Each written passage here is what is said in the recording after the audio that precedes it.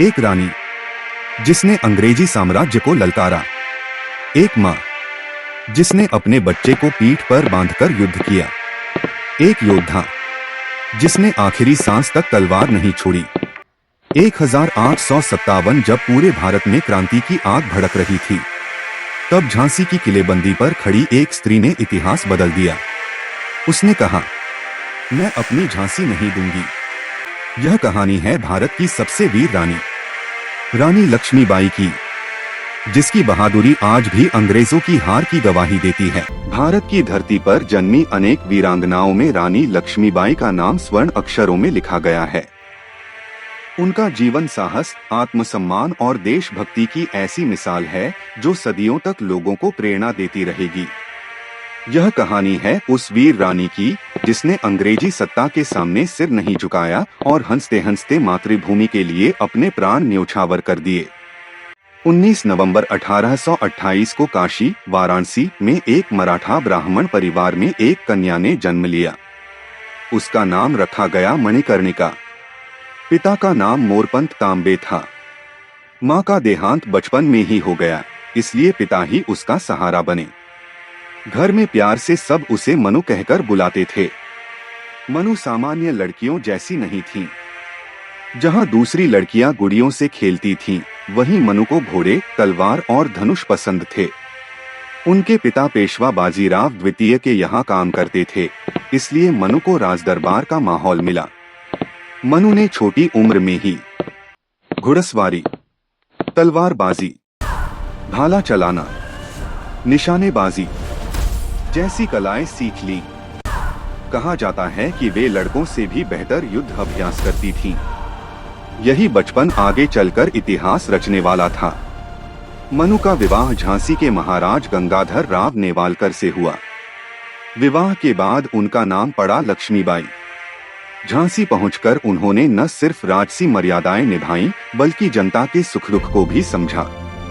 झांसी एक छोटा लेकिन समृद्ध राज्य था। रानी लक्ष्मीबाई प्रजा से प्रेम करती थीं और प्रजा उन्हें मां की तरह मानती थी।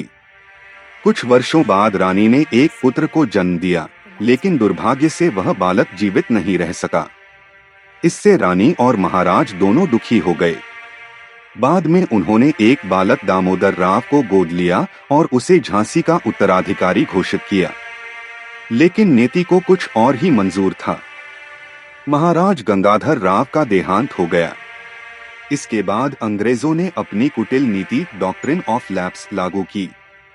इस नीति के अनुसार यदि किसी राजा की संतान प्राकृतिक रूप से न हो तो उसका राज्य अंग्रेजी हुकूमत में चला जाएगा।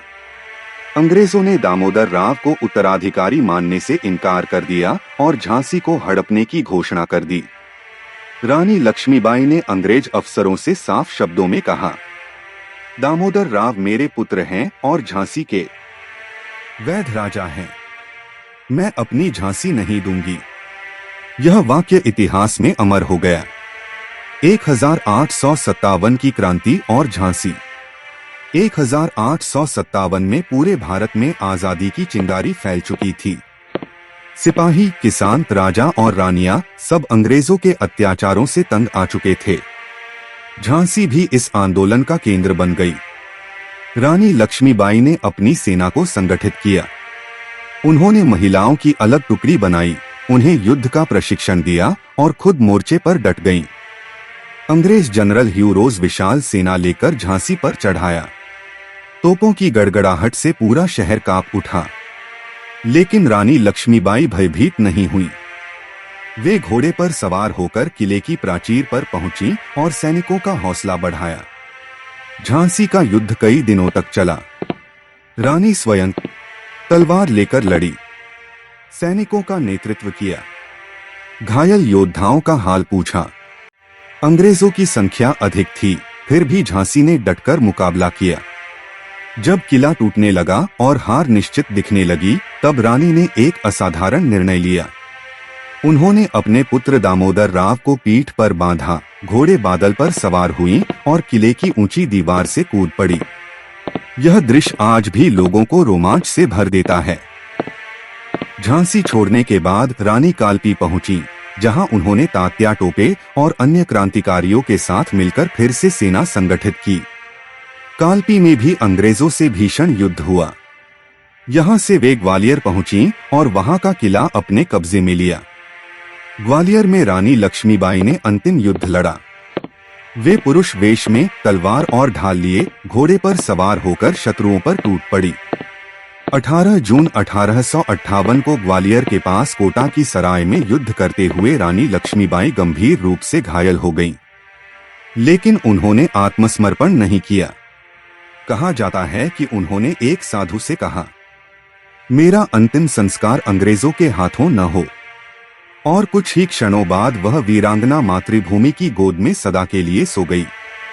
रानी लक्ष्मीबाई भले ही शरीर से चली गई, लेकिन उनकी गाथा अमर हो गई।